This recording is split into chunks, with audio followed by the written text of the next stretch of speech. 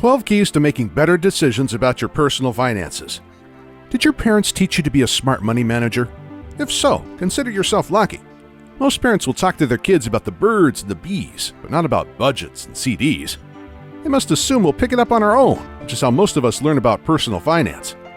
The Irish writer and poet Oscar Wilde once said, "Experience is simply the name we give our mistakes." Unfortunately, this is how many of us learn to be better money managers. We make mistakes like maxing out our credit cards, learn the consequences, and become smarter about money. Keys to making better decisions. If you'd rather not learn how to make good financial decisions by making bad ones and learning from them, there are some keys to making better financial decisions. Be brutally honest with yourself. If you're not careful, you can fool yourself into making some really bad financial decisions. For example, you could decide to borrow from your 401k because, heck, you'd be paying interest to yourself. Or you might buy furniture you don't really need because of the lure of zero-interest financing.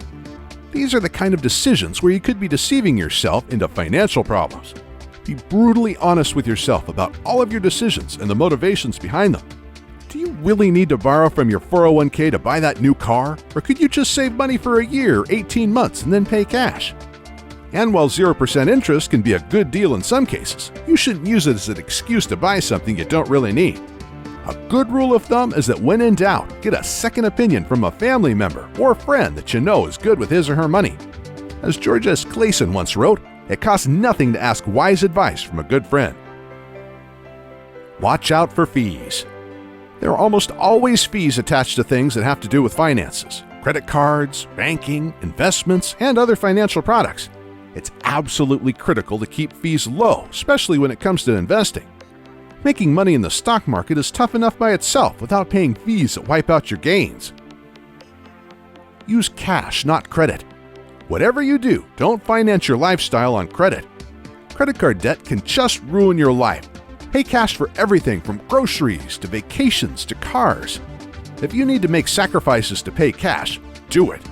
Using credit to buy things is the equivalent of stealing money from yourself in the future. Every cent you borrow must be paid back, and often at a very high interest rate. As the Persian poet Omar Khayyam wrote, "Take the cash and let the credit go, nor heed the rumble of a distant drum." Save a dime out of every dollar. This is very simple, but very powerful. Make a habit beginning right now to save at least 10% of your gross pay. Save 20% or even more if possible. If you don't doubt what this can mean to your life, read the book The Richest Man in Babylon by George S. Clason. Think long-term.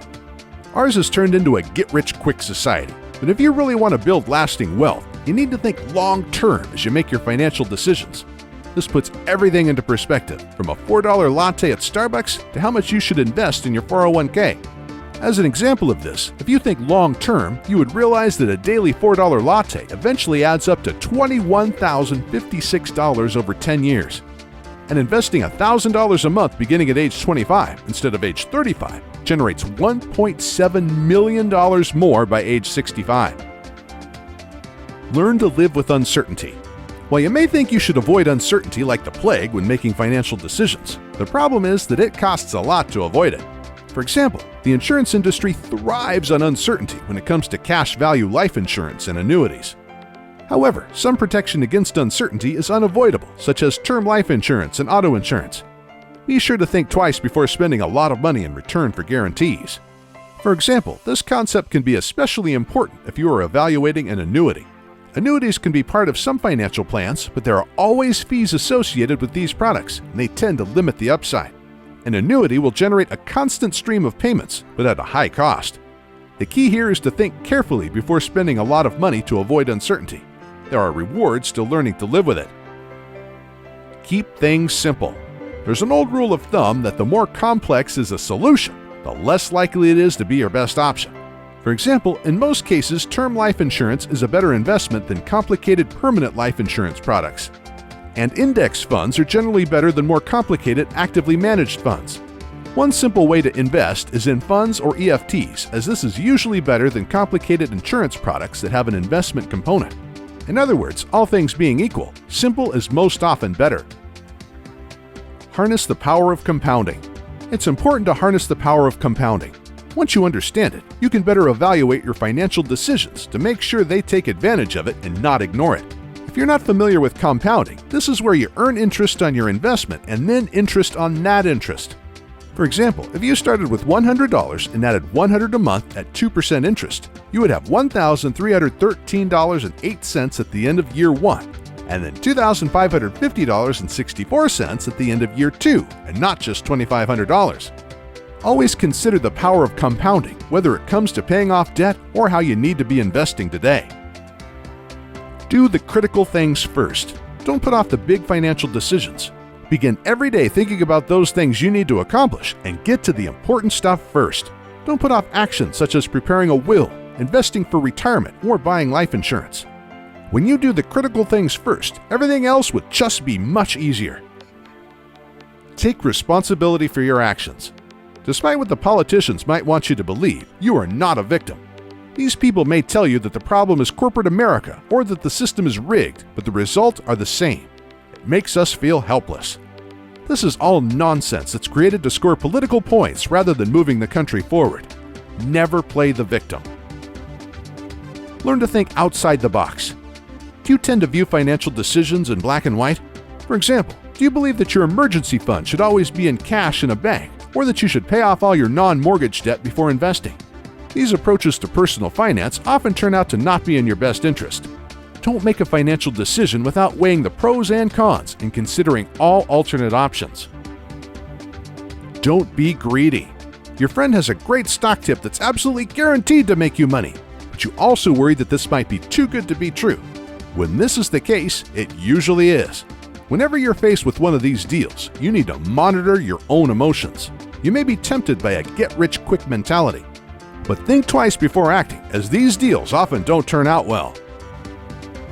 If you need help with credit card debt, National Debt Relief offers a free debt consultation to help with credit card problems. Call 888-866-0778 or visit nationaldebtrelief.com today. Hi everybody, I'm Jen and this is the opensource.com weekly top 5. It's May 1st and so I'm bringing you the top 5 articles that we've published this past week that have been the most popular with our readers. So let's just kick it right off. At number 5 we have What is Open Source? Licensing History and More. Nicole Engard gives us her summary of a talk by Jenna Likens of Red Hat about teaching open source to others. She recently gave this talk at the South Central Consortium for Computing Sciences in Colleges. At number 4, how an open standard API could revolutionize banking. Noelle Peatfield tells us how open bank data will give us the freedom to access all banks in real time and from a single view, automatically calculating the best deals in complete transparency. This could be a significant step forward for social good by giving people more control over their finances. At number 3, the benefits of Radius over LDAP.